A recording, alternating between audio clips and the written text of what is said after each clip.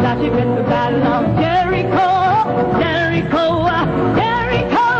Now she been the battle of Jericho, and the walls came tumbling down. You may talk about the men of Gideon, you may talk about the men of Saul, but there's none like the good old Joshua, the battle of Jericho that morning.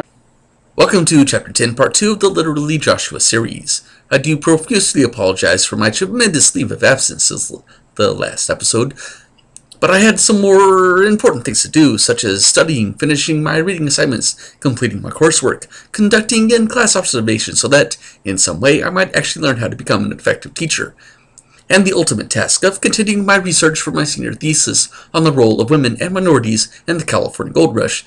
And no, this is still not a run-on sentence. But now, I'm returning to my personal project, picking it up where I left off in the last video. I come to remember why I stopped the story mid-chapter. As you will see in this video, the second half of the 10th chapter of the book of Joshua is so bloody repetitive that it is literally not worth reading. Even my cohort, Paul C. Hartley, has stopped producing videos in his groundbreaking Literally Genesis series, the very videos that inspired Literally Joshua. I suppose it is because a person can only read so much of this 3,000-year-old book of stupid before thou finally sayest, "Bugger it all, I'm not reading any more of this ridiculous crap," and thou settest thyself to more important tasks such as leveling up thy goblin shadow priestesses. Oddly enough, thou findest that to be a much better use of thy time. Pursuant to this, I'm not even going to read the rest of this chapter, though to be fair, chapter 11 is a much more exciting story. I think as thou watches this video, and more likely minimize the video and listen to it as thou finishes more quests in the Silver Pine Forest area, and thus increase thine reputation with the Banshee Queen of the Undead in Undercity, thou wilt begin to understand why I do not want to read all of this chapter. So, let's start by recalling what we learned in the first part of chapter 10. The children of Israel went out to battle against the 5 kings of the Amorites, mostly because the adults of Israel wanted nothing to do with it. Joshua, the son of Nun, Moses' minister, seeing that there was no way he could win the battle without divine intervention, commanded the sun to stand still in the sky for 24 hours. Of course, this was the most significant geological event that had ever occurred since the unicorns started killing dinosaurs on board Noah's Ark. When the sun stood still in the sky, it meant that the earth stopped rotating about its axis in relation to the sun, which caused massive earthquakes on every fault line on Earth, devastating tsunamis on every shoreline, and the eruption of every volcano. And if that wasn't bad enough, it probably also halted gravity, which caused every inhabitant on Earth to float off aimlessly into outer space. So Joshua, apparently having won the battle, returned home victoriously, as if nothing out of the ordinary occurred during the battle. We turned then unto his military base at Gilgal. And Joshua, the son of Nun, returned and all Israel with him unto the camp of Gilgal, which was apparently undisturbed during the massive geological event previously described. But these 5 kings, the 5 kings of the Amorites identified in the previous video, fled and hid themselves in a cave at Makkedah. And it was told Joshua, saying, the 5 kings are found in a cave at Makkedah. And every English teacher just self-facepalmed so hard that they nearly decapitated themselves, as they cannot get past the glaring use of the passive voice in this sentence. This is, allegedly, the absolutely literal, non-contradictory inspired word of Almighty Todd, and the best source of historical information that we can have.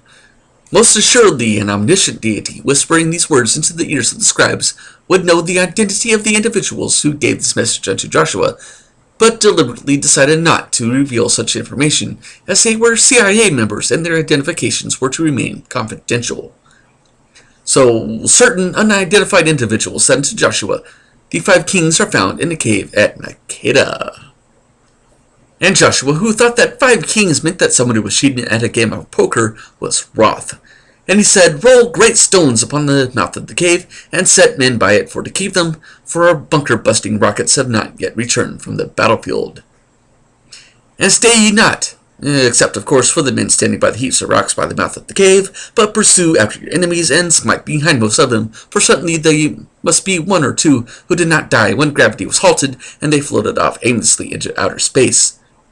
Suffer them not to enter their cities, assuming of course that the great earthquake did not utterly wipe said cities off the map. for the Lord your God hath delivered them into your hand. And the soldiers said unto Joshua, But, Joshua, if the Lord our God had delivered them into our hands, that would mean that they are already in our custody. Dost thou mean that we are to release them, just so that we can chase after them again? But Joshua answered them not. So the soldiers did shrug their shoulders, which is a phrase that is much harder to say than the viewer thinks it is. And they released the enemy soldiers that the Lord their God had delivered into their hands, and they told them that they had a 30-minute head start, beginning now. And it came to pass when Joshua and the children of Israel, but not the adults apparently, had made an end of slaying them with a very great slaughter until they were consumed, that a handful of them did apparently respawn a few minutes later, or perhaps they did resurrect at the graveyard after having conversed with the nearby spirit healer. And the rest which remained of them entered into fenced cities, as they had to wait until the 10 minutes of resurrection sickness had passed before they could be strong enough to fight again. And all the people returned to the camp to Joshua and Makkedah in peace. None moved his tongue against any of the children of Israel. Really? I mean, that's just sick, man. Who in their right mind would want to move his tongue against children? Oh yeah, sicko perverted Roman Catholic priests. Oh, carry on then. Then said Joshua, Open the mouth of the cave and bring out those 5 kings unto me out of the cave. And his soldiers answered and said unto Joshua, But sir, the bunker-busting rocket is now ready for use, and we could just take care of this particular situation right here and now without any further hassle. But Joshua answered them not. So the soldiers shrugged their shoulders, which is still not any easier to say, and they brought forth those 5 kings unto him being Joshua, out of the cave. The king of Jerusalem, the king of Hebron, the king of Jarmuth, the king of Lachish, and the king of Eglon, in case you were wondering. And it came to pass, when they brought out those kings unto Joshua, which of course you already knew about, that Joshua called for all the men of Israel. Apparently the children of Israel were excused from this gruesome exercise, and said unto the captains of the men of war which were with him, and the English professors once again self-face-palmed, as it should read, the captains of the men of war who went with him. Well, anyway, he said unto them, Come near and put your feet on the necks of these kings. And they came near, and put their feet on the necks of these kings. And the kings answered and said unto the captains of the war who went with him, You're choking me. And Joshua said unto them, presumably to the captains of the men of war who went with them, and not to these 5 kings of the Amorites who were presently busy having their windpipes crushed, Fear not, nor be dismayed, be strong and of good courage, which, if the viewer may recall, is plagiarized directly from the first chapter of the series. For this shall the Lord do to all of your enemies against whom ye fight. Though, to be perfectly honest, there is no way that we can know that for certain, as our track record has been spotty at best up to this point. And afterward, Joshua smote them, and slew them, and hanged them on 5 trees, which seems awfully excessive, if thou dost ask me. And they were hanging upon the trees until the evening. And it came to pass at the going down of the sun that Joshua commanded something, and they, though who they were is not entirely specified, they took them down off the trees and cast them into the cave wherein they had been hid, and laid great stones in the cave's mouth, which remains unto this day. And the soldiers did give each other a certain knowing look, as they desperately tried to ignore the bunker-busting rocket that would have made this whole process so much faster and easier.